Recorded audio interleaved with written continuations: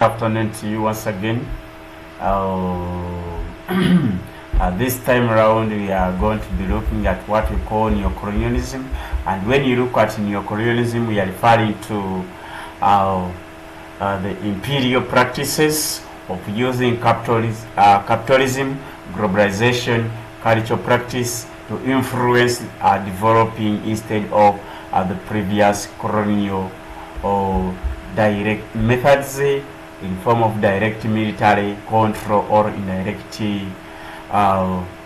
political control. In other words, we are looking at how colonialists came back to East African countries or African countries in order to rule or govern them or to control these states. So when they were coming back here, they thought about using different alternatives and how they could conquer the states of Africa. We are seeing example, they are saying example of neocolonialism have been studied in most corners of the world since the end of Second World War. They are saying neocolonialism is used by the powerful countries for a variety of reasons, and it is continuously shaping and not only individuals' cultures but also the global at large. So we are going to be seeing how neocolonialism has tried to manifest itself and how it has tried to exist in Africa, depending to how things tend to be running.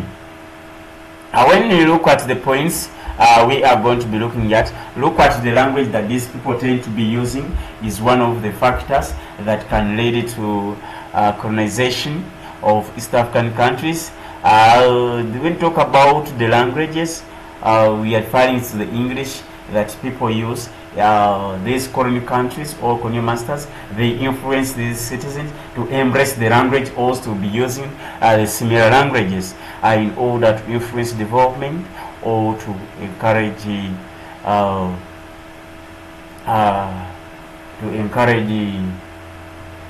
infrastructure development or also encourage colonialism. They are saying when first proposed the new colonialism, ready to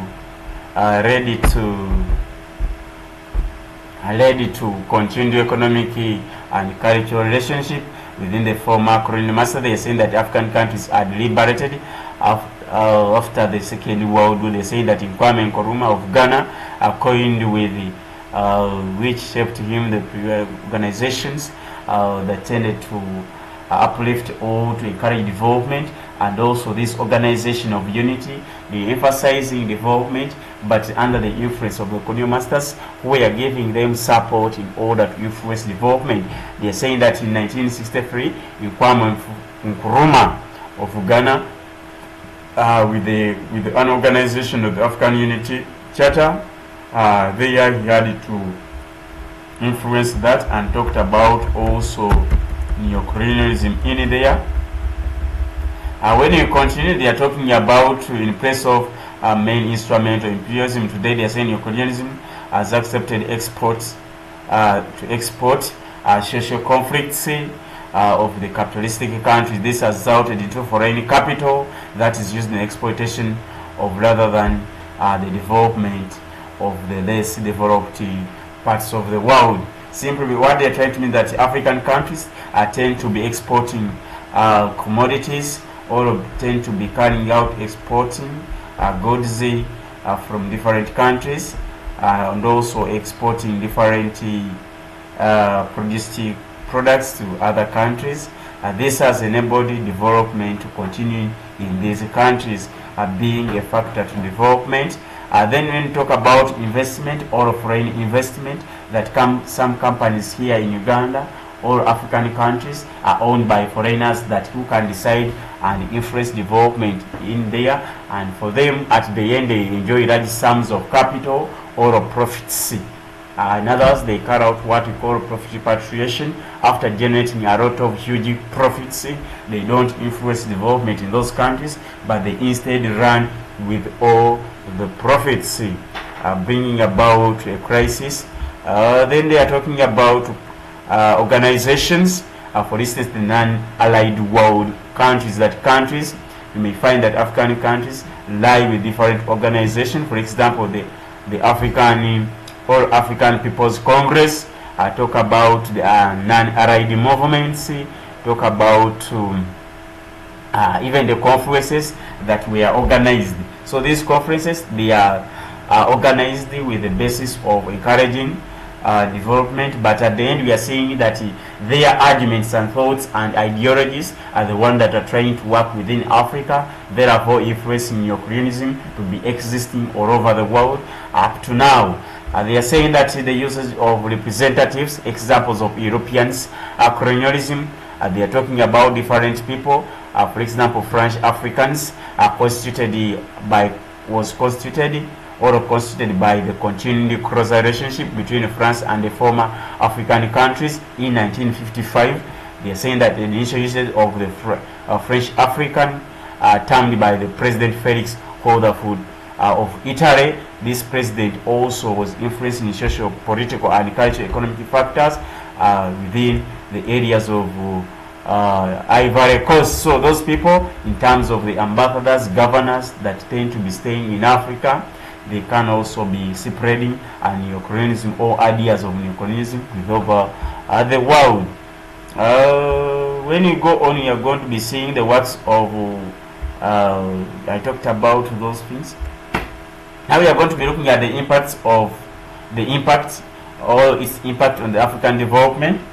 When we talk about the impact on the African development, we first of all shall talk about in relation to development of infrastructure, that there are things that are being made in Africa as a result of technological development, or as that of technological assistance, or in form of grants that these people give us in terms of technology, computers, hardware, military wear, and everything. So it can also relate to development.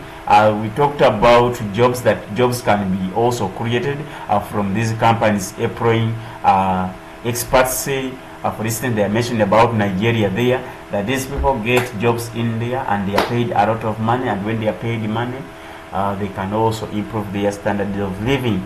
Then they are talking about the reports that the news reported about the new innovations by the white men, and many man Penn said that white men would always be better than the blacks, simply because that these people are the people that initiate ideas and spread the idea. They are talking about corruption that is also on a great rate, simply because these people are given resources, and when they are given resources, they end up swindling money or utilizing money onto their own their selfish interest. Then the other thing they are talking about is the slavery, that very many people many people have a complex, and they are still living in slavery mentally. They don't know how these things run within the foreign countries. They are saying that many of them go and tend to be doing works, but instead in long run these people are doing what we can term as slavery, willingly, when even they are paid in their money to go to those countries. But now when you look at these colonial masters, for them, what they insist on is their color, that they term as their security in terms of development, that things are not running well. So those are some of the benefits of neocolonialism, and there are so others. For now, I beg we stop here, and where we shall be starting from, we shall be talking about the conflicts, which we shall be talking about different things there under conflicts in Africa. We look at the causes of those conflicts, and very many conflicts that we shall be talking about, but here we shall not be going into much depth on how these conflicts were happening, but we shall mainly deal with the African conflicts, the Western conflicts in full details. So now I beg we stop here, where we shall be picking up from next time.